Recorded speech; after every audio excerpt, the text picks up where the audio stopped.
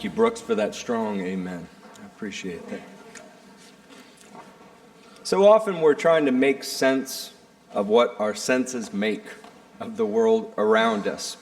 We're pulling in information and we're pushing out interpretation. Between these two thresholds lie our head and our heart. They're filled with a precious set of tools that we accumulate over life.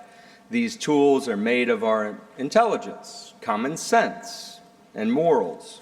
But these two tools are also honed, sharpened, and dulled, tempered and chipped by our likes and our dislikes, and our triumphs and our hurts.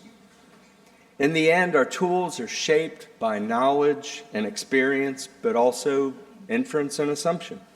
And all of that leads to a result.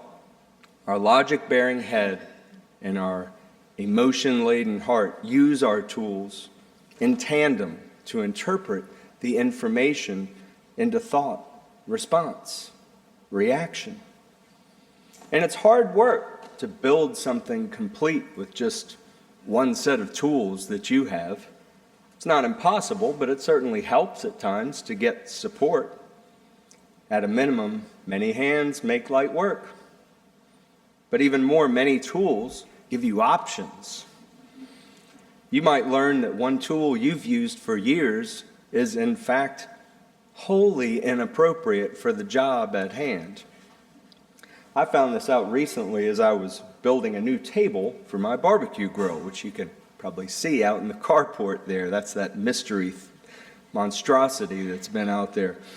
Instead of using the same tired circular saw that I've had for 20 plus years, our children gave me a new, shiny, double-bevel, multi-swivel miter saw with its own portable table.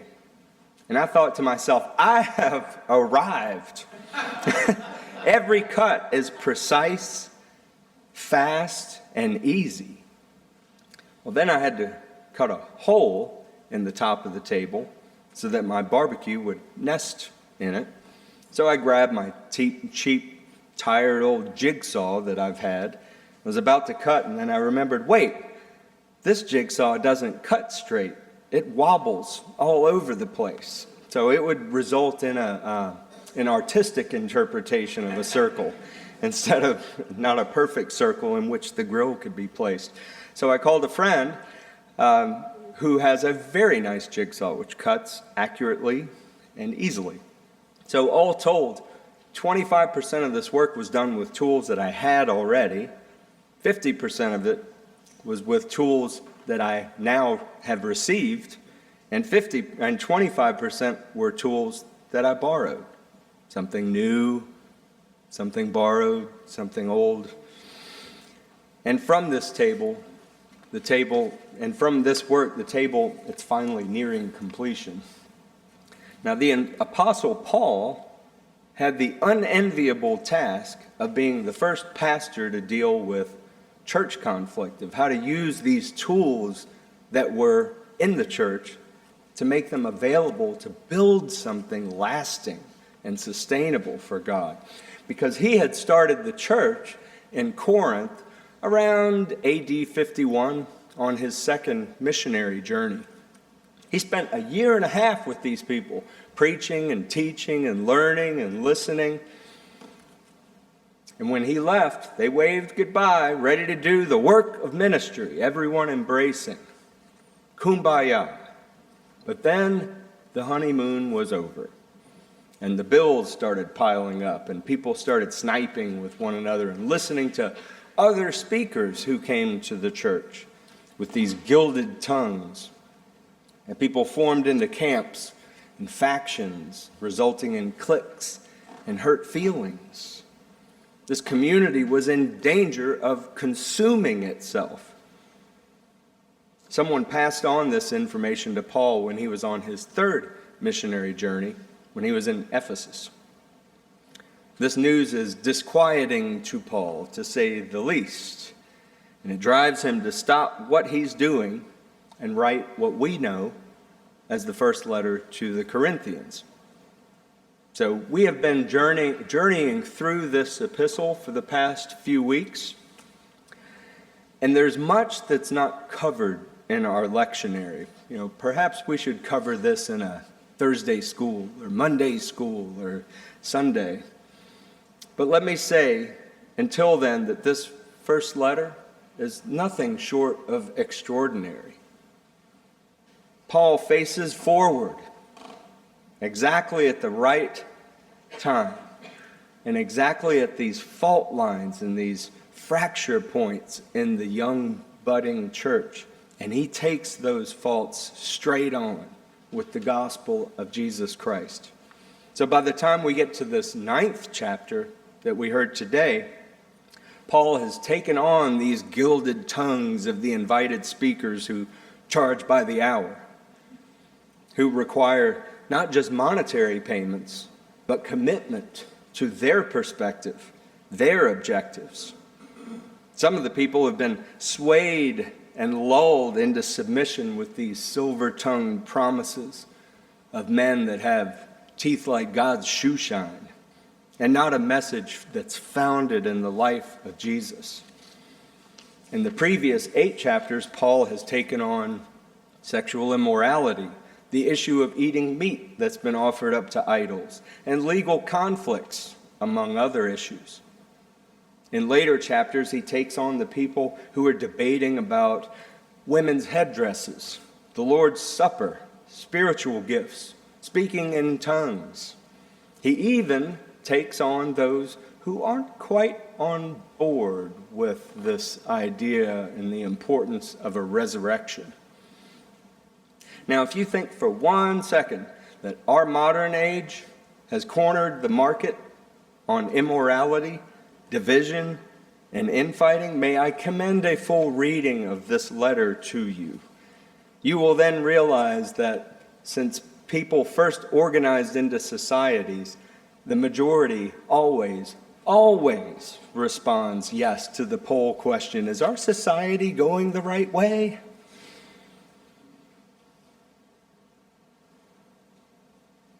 But this is why our ability to hear the information in Paul's letters and to understand his interpretation is so critical to our church today. And really not just the church. For this first letter to the Corinthians is about relationship. It's about coming together as one body, of sharing the tools each of us possess. Not to make something for the sake of looking busy because God might show up anytime, but to make something that actually builds up God's kingdom. Because everything we do as a church must be formed, shaped, and flow from the life, death, and resurrection of Jesus. That is Paul's message in all of his letters. Plain and simple. How we relate to one another is exactly how we proclaim the gospel of Christ to the world around us.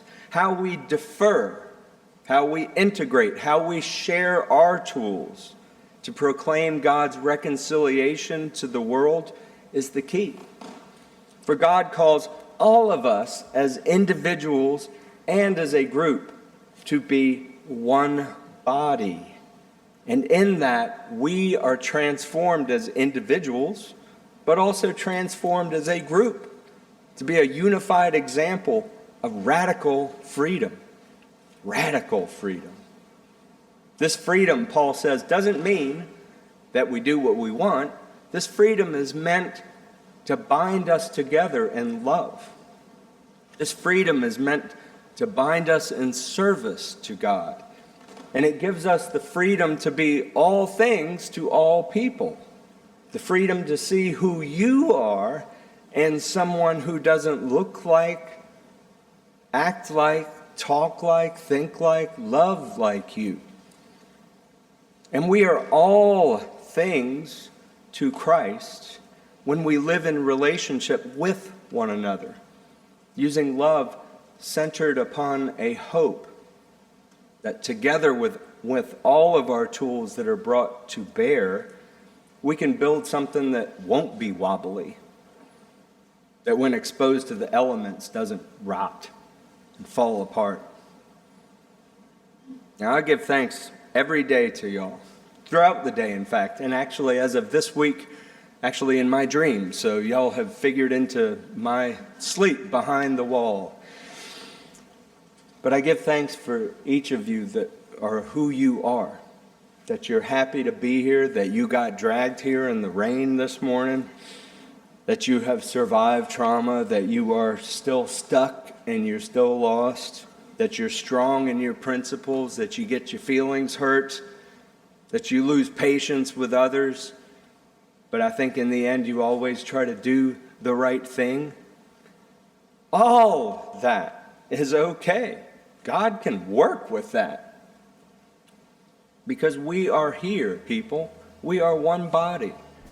And believe it or not, we're all facing the same direction together, towards Christ.